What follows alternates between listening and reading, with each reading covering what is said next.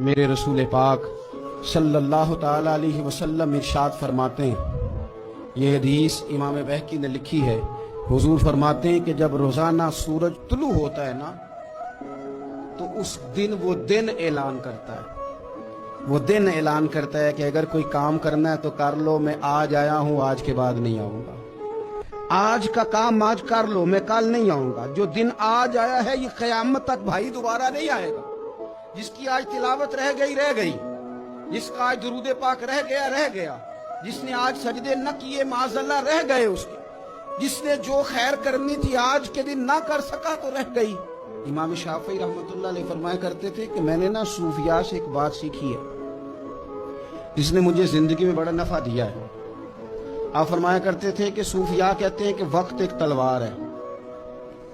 یا تو تم اسے اپنے بس میں کر لو، اور اگر تم نے اس تلوار کو نہ تھاما تو یہ وقت ایک ایسی تلوار ہے پھر یہ تمہیں کاٹ دے گا۔